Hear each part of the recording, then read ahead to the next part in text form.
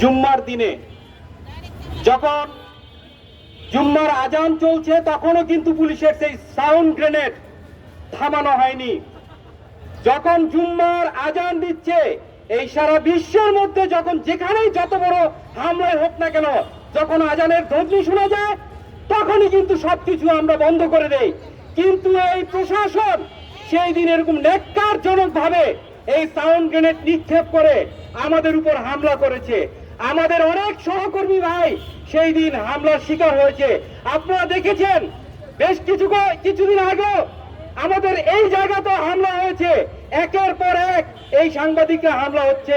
কিন্তু সবচেয়ে দুঃখের বিষয় হচ্ছে আমাদের যে সকল বড় বড় হাউসগুলো আছে, যারা স্যাটেলাইট সাংবাদিক বলে পরিচিত, সেই সকল বড় ভাইরা আমাদের পাশে দাঁড়ায় না।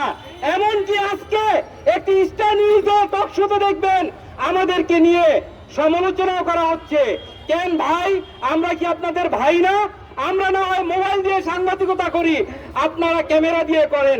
কিন্তু আপনারা দেখেন আমাদের জায়গায় আমরা কতটা পরিশ্রম করি। একজন ফটো জার্নালিস্ট থেকে শুরু করে একজন মাল্টিমিডিয়া রিপোর্টার তার দুপুরের খাবারটা পর্যন্ত খেতে পারে না, সে কলা রুটি খেয়ে জীবন যাপন করে। কারণ তার ইভেন্ট রক্ষা করতে হবে, তার অ্যাসাইনমেন্ট রক্ষা করতে হবে। এই অ্যাসাইনমেন্ট রক্ষা করতে গিয়ে আমরা রক্তাক্ত হই। গত 6 তারিখে পুলিশ যেই ধরনের হামলা করেছে আমাদের উপর, এটা বলার ভাষার প্রকাশ রাখি না। শুধু একটা কথাই প্রশাসনকে বলে দিতে চাই, আপনারা যদি আমাদের উপর হামলা করেন মনে রাখবেন আমরা কিন্তু অনুবীক্ষণ যন্ত্র হয়ে আপনারা কি করেন, আপনাদের কে কোথায় কোন অবস্থানে আছেন, আপনাদের কে কোন জায়গায় সয় সম্পত্তি গড়ে তুলেছেন, বিগত 5ই আগস্টের পর কে কোন জায়গায় পোস্টিং এ ছিলেন, কে কোন দায়িত্ব পালন করেছেন, সবকিছু ফুটেজ আমাদের কাছে আছে। তাই আপনাদেরকে হুঁশিয়ারি করে বলতে চাই, অন্তত পক্ষে আমাদের উপর আর হামলা করবেন না। আপনাদের প্রত্যেকটি প্রোগ্রামে আমরা হামলার শিকার হচ্ছি।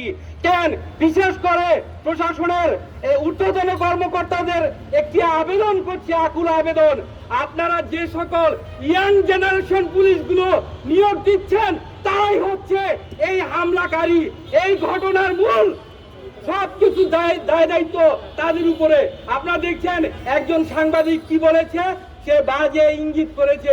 একজন সন্তান হারিয়ে একজন মা সে রাস্তায় রাস্তায় ঘুরছে, প্রশাসনের লোক পারতো তাকে একটু সেফ এক্সিটে পাঠিয়ে দিয়ে আপু আপনাকে আমরা সেফ জায়গায় নিয়ে যাই, সেই কাজটি না করে তাকে অকাট্য ভাষায় গালাগালি করেছে।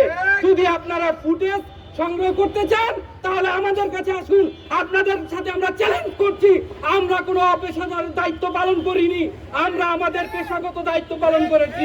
আমাদের জায়গায় আমরা ঠিক ছিলাম। যদি আপনারা দেখাতে পারেন আমাদের ভুল হয়েছে তাহলে আপনারা যেই শাস্তি দিবেন আমরা এই সরকারের দল সেই শাস্তির মাথা পেতে নিব। কিন্তু যদি আমাদের ভুল না দেখাতে পারেন তাহলে এর জবাব আপনাদের দিতে হবে। ধন্যবাদ সকলকে।